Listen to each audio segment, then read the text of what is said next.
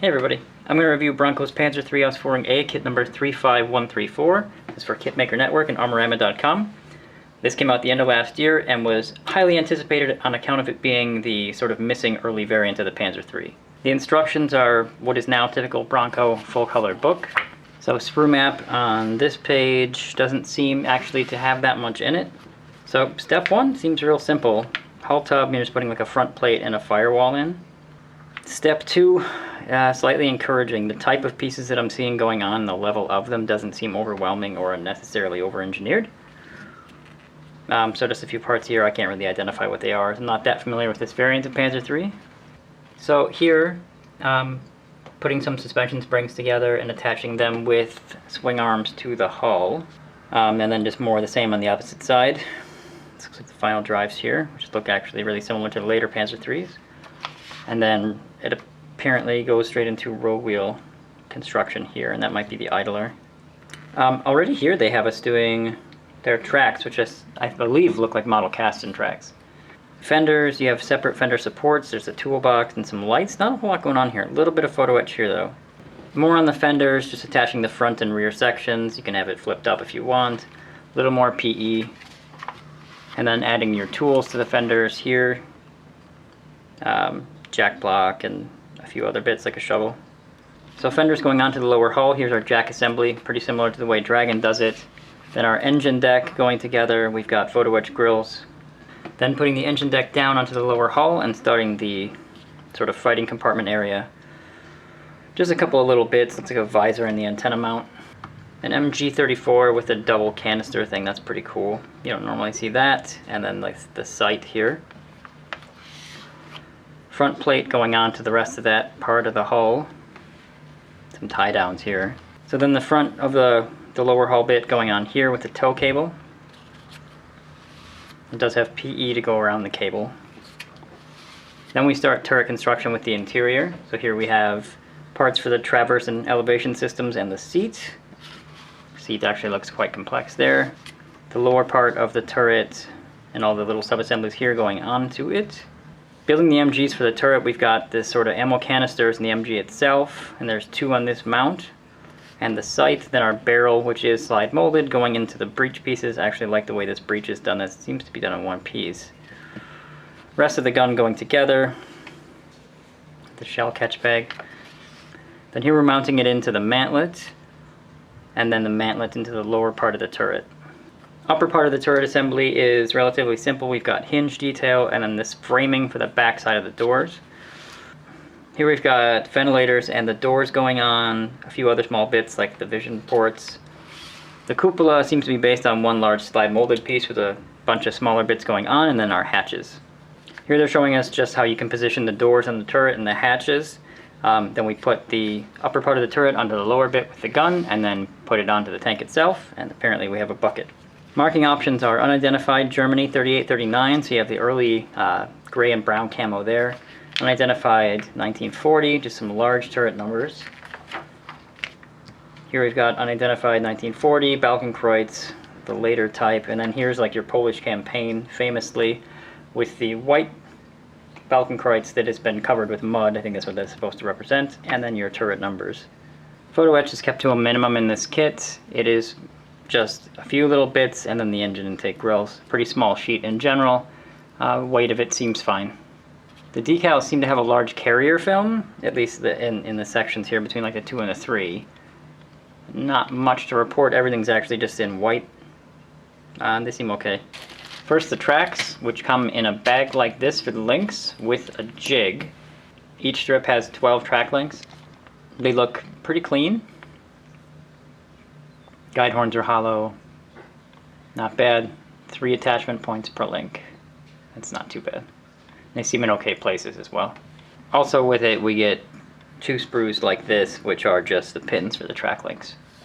First sprue we'll look at looks like this. It looks like it has, this is the catch bag a little bent. Some engine intakes, lots of little tiny parts. Actually quite hard to identify a lot of these parts. I can see some gun pieces there as well though. Molding looks really good. These small parts are very crisply done. Some really tiny bits though.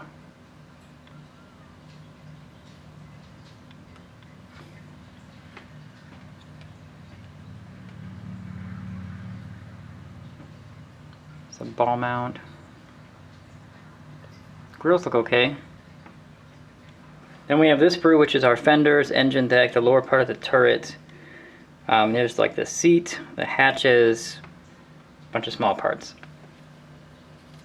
The bottom of the turret seems pretty good. No teeth that I can see in the ring though. But seems nice. I'm not sure what these are. I don't like cylindrical things being done in halves though. These look like the intakes maybe.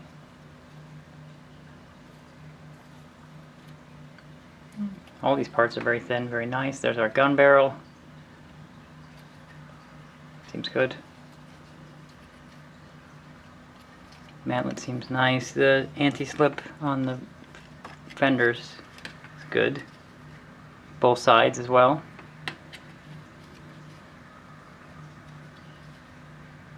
Hatches seem pretty good.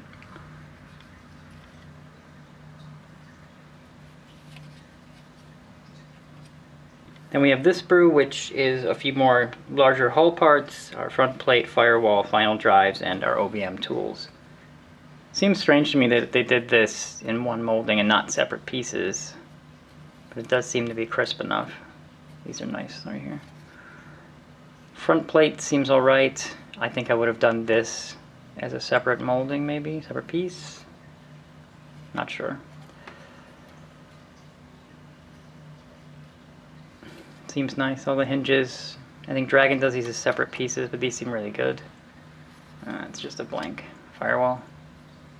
Swing arms, really nice details on there. A lot of fine parts, nothing needs to be broken. Final drives seem really nice. The tools seem nice, but the clasps seem a little smaller than on Dragon kits. They could actually be more dimensionally accurate, but all the tools look pretty good. That fire extinguisher looks very nice. So does that MG. Lastly, we have two of this sprue, which is the suspension sprue. On it we've got parts for the drive sprocket, the idlers, the wheels, suspension springs, fender supports, return rollers, engine grills, another MG, and lots of little bits. That's nice detail on that. And this.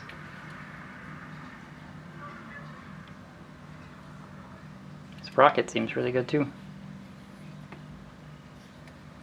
Grills seem nice. All the small parts seem undamaged and very crisp. Rollers look good.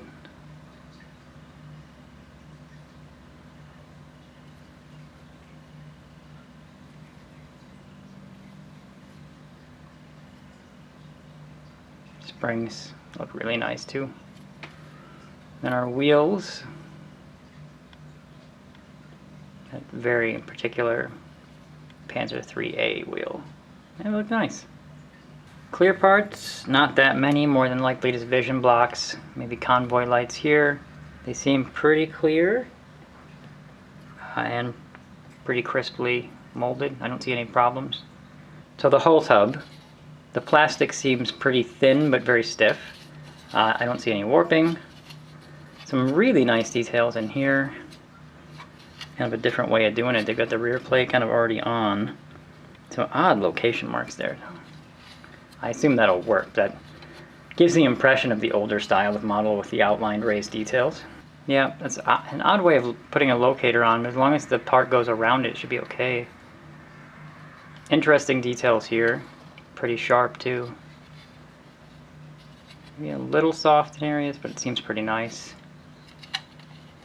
Rear plate's already part of the molding though, it's so strange.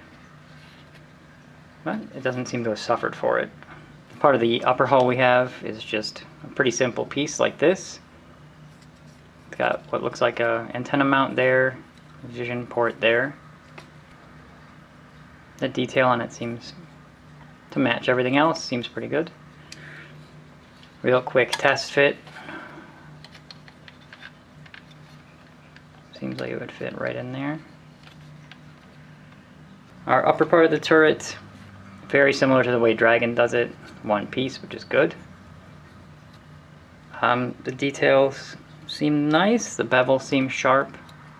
Seems like a really nice piece. The last part is just the cupola, which comes molded like this. Detail on it seems really good. Very sharp little rivets popping out. Seems like a nice piece. I believe it sits in like that. So that's the Bronco Panzer III Ausf A. It looks less complicated than the 35Ts that I have from Bronco. So I'm encouraged, because I'm going to build it right away like I do with reviews, and I'll do like a post-build video. Debating even filming the build process, but I've been real busy, so I'm not sure I'll have time for that, but looks pretty good. Less complicated than the mini art stuff and less complicated than the other Bronco stuff, so I'm optimistic.